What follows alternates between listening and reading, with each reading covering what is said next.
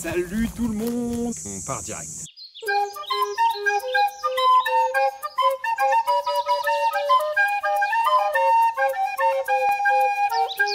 J'aime beaucoup cette coutume de faire du camping, d'aller vivre dans la nature, dans les montagnes, dans les bois. J'en suis ravie. Concentration, parce que cette fois, je vais vous parler d'histoire, en fait. Je vous parle d'un temps que les moins de 20... Non, allez, en fait, bien avant. Mais quand je vous dis avant, il faut quand même retourner à l'époque du roi David, ou à celui du pharaon Amenénopé. Un temps où Eulmach-Shakin-Choumi était encore roi de Babylone, donc on voit le genre. Bref, en fait, c'était il y a environ 3000 ans. L'archéologie nous a révélé que déjà là, les voyageurs et les marchands utilisaient des toiles pour s'abriter lorsqu'ils faisaient escale en pleine nature. Bon, effectivement, de là à dire qu'ils faisaient du camping, on n'y est pas encore. Mais les principes de base étaient posés. Alors on va commencer par un truc tout simple. Déjà, le mot camping, d'où est-ce qu'il vient ? Eh bien, lors de l'Antiquité romaine, le mot latin campus, qui veut dire champ, appartenait au vocabulaire militaire et désignait l'endroit où les armées s'arrêtaient pour passer la nuit sous des tentes appelées des pagans. Donc c'était des grandes tentes en toile, en forme de pyramide. Et si vous avez fait comme moi déjà du camping dans les années 80-90, vous voyez déjà à quoi ça peut ressembler, et notamment en faisant le lien avec les tentes de nos parents. Mais ça n'est pas fini. Restons concentrés. Et attardons-nous sur l'Europe, parce que maintenant, nous voici au Moyen-Âge. Les rois français et anglais, durant leurs longs déplacements, étaient souvent obligés de faire des escales, et on n'était alors clairement pas sur un Paris-Marseille en 7 heures.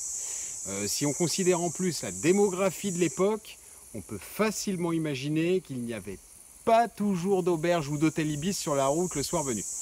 Et même s'il y avait une auberge, en fait, il y avait rarement la capacité d'accueil pour héberger tout ce beau monde. Donc, régulièrement, ils se voyaient obligés de camper en pleine nature. Bref, de dormir sous la tente. Ensuite, au XIe siècle, lorsque Guillaume le Conquérant envahissait l'Angleterre, les deux cultures, surtout les deux langues, se mélangèrent. En fait, le mot camping qu'on utilise aujourd'hui en français est en effet un dérivé du verbe anglais to camp, qui signifie établir son camp. Et le mot camper finira par apparaître dès la Renaissance dans un texte historique français de 1465. D'ailleurs, le dictionnaire historique de la langue française nous délivre l'extrait de ce fameux document inédit. Ça fait un truc du genre: les François estois campaises en la montagne et les Bourguignons en la vallée. Ouais, enfin bon, bref. Passons. Quoi, je l'ai pas bien fait? Non mais on se concentre parce que là quand même je vous fais un petit peu d'histoire.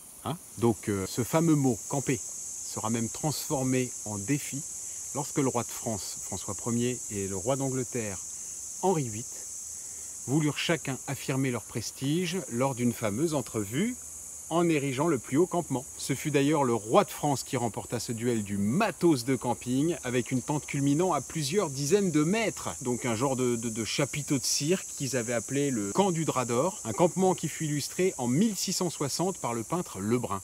Ok, allez hop, d'un bond nous voilà arrivés au 19e siècle. Les Anglais utilisaient alors le mot camping, notamment dans les expressions camping site et camping out.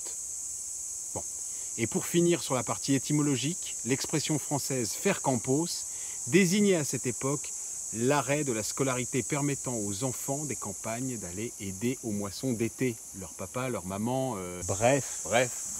Tout ce chemin linguistique pour arriver à la définition du Larousse où le camping désigne une activité de plein air qui consiste à vivre sous une tente et avec des matériels adéquats.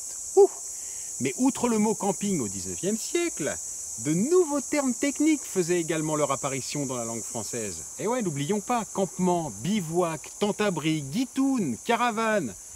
Des mots qui désignaient à la fois des objets techniques, nouveaux en Occident, ainsi que des manières de voyager. Mots souvent issus des explorations militaires en Orient. Et c'est là... Oui, mesdames et messieurs, c'est là le moment où l'on bascula de l'excursion vers le camping. Faire du camping correspondait alors au challenge de réussir à tenir sans périr. Quelques jours en autonomie sous des abris de fortune. Et donc la culture du camping s'est déployée autour des astuces techniques pour améliorer le quotidien, mais va aussi consister à s'adapter aux situations les plus insolites. Bon, nous sommes maintenant à la fin du 19e siècle, en pleine période impressionniste. Et c'est peu dire que le pique-nique à cette époque était grave à la mode. En attestent certains tableaux des grands maîtres, tel Auguste Renoir, pour ne citer que lui. Si je fais rapidement ce parallèle, c'est qu'il permet de voir à quel point toute une classe sociale française est déjà prête à adopter le camping. Après tout, le camping, ça n'était au départ qu'un espèce de pique-nique en famille, entre amis, avec des collègues, qui se prolongeait sur quelques jours. Hein. Bon, maintenant pour la suite, il faut que je fasse une petite aparté. Comme l'histoire va recroiser régulièrement le TCF, le Touring Club de France, je vais prendre quelques instants pour vous expliquer. Le Touring Club de France, il fut fondé le 26 janvier 1890 à Neuilly-sur-Seine, sous l'impulsion de Paul de Vivy, dit Vélocio, un industriel pionnier du cyclisme qui créa notamment la manufacture stéphanoise de cycles, la Gauloise. Il fut appuyé d'un groupe d'amis, des bourgeois tous passionnés de vélo, à l'époque où la bicyclette récemment mise au point sous la forme que nous connaissons avait enfin 2 roues égales, pas mal, hein. La transmission à la roue arrière par la chaîne, mais connaissait sa première phase de diffusion. Donc le but du Touring Club de France était le développement du tourisme, à travers entre autres le cyclisme, la randonnée pédestre, l'équitation, l'automobilisme, l'aviation, la photographie, l'archéologie, le patrimoine, etc., etc. Bref, un peu tout ce qu'on pouvait faire à l'époque. Et après la guerre, le camping prit une place dans les programmes proposés par l'association et en deviendra même peu à peu l'activité phare. Voilà, c'est tout pour le Touring Club de France. Là, on s'est mis au point sur le Touring Club de France, TCF. Bon allez, on reste concentré, surtout toi là. Donc, refermons cette parenthèse et revenons au camping à proprement parler. On continue. En 1898, un certain Lucien Baudry de Saunier, célèbre voyageur et campeur français, dérivait dans un article de la revue du Touring Club de France, donc, son voyage en Angleterre. Il relatait des aristocrates anglais utilisant des roulottes tractées par des chevaux ou par des premières automobiles pour traverser leur très grand domaine sur plusieurs jours.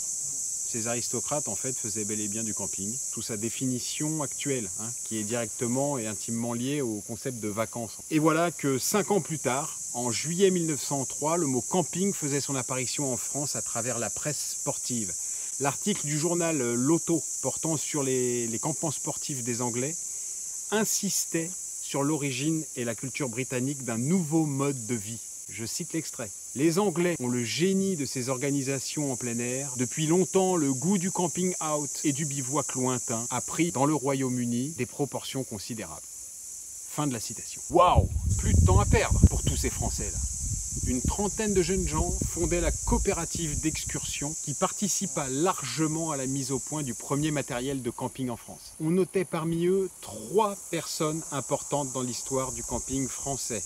La présence de Louis Partridge, mais aussi celle des frères Charles et Henri Bonamo. Ces 2 derniers seront d'ailleurs les auteurs du premier manuel français de camping, mais j'y reviendrai après. Nous sommes toujours en 1903 et les Français de la coopérative d'excursion inspirée par l'association protestante américaine Young Men's Christians, fondée en 1844, se mettaient à expérimenter la vie sous tente avec leur propre matériel.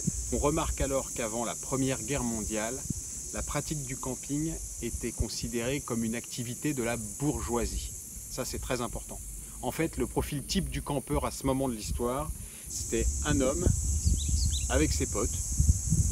Ils avaient tous de bons métiers et donc pas mal d'argent. Et ils aimaient partir à pied, à vélo, en canoë, dans les campagnes, les forêts ou à la montagne, avec un simple drap ou une ancienne tente militaire. Si on observe le camping de l'époque, on remarque qu'il démarre en réaction aux progrès techniques et à l'atmosphère pourrie des grandes villes. En fait, le campeur cherchait avant tout à fuir l'air pollué de l'industrialisation. J'ai bien dit industrialisation. Industrialisation. Il cherchait l'air frais, quoi. Donc le camping débarquait pile poil pour répondre aux luttes menées contre l'alcoolisme, la tuberculose ou la syphilis qui se répandaient en ce début de XXe siècle. Super! Il va sans dire que tout ça va beaucoup contribuer à l'essor de cette nouvelle pratique car elle collait parfaitement avec la notion d'hygiénisme et de ces expressions genre plein air, grand air ou esprit sain dans un corps sain. Au même moment, Louis Partridge et ses amis, tous passionnés par ce nouveau loisir, enchaînaient les excursions avec au programme visite de lieux sympas, repas, barbecue ou autres, tous ensemble avec les moyens du bord et couchage dans les granges. Sauf que pour dormir dans ces fameuses granges, oui, parce que à ce moment-là de l'histoire, le matériel de camping n'existait pas encore, hein, donc enfin... Si, mais bon, non. C'était des petites tentes de 2 personnes qui qui était destiné aux coloniaux et pesait 30 kg. 30 kg! Alors là, t'oublies, le matériel des armées n'était évidemment pas du tout adapté à cette nouvelle pratique sport et loisirs qui se profilait. Donc il fallait partir sur les lieux à l'avance, en reconnaissance, négocier avec le fermier pour voir s'il y avait moyen de se poser chez lui. Bah oui, hein, parce que le délire, là, c'était d'aller se mettre au vert, paumé, en mode aventure, genre on est trop foufou, pas de se faire un McDrive et un Airbnb en province.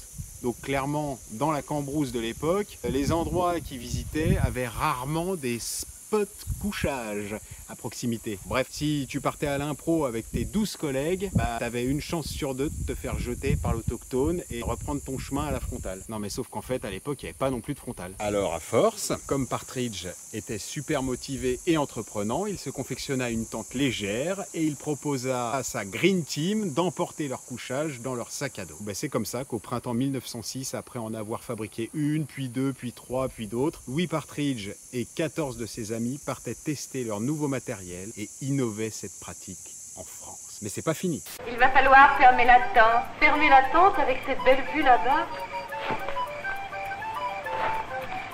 Bonsoir, bonne nuit.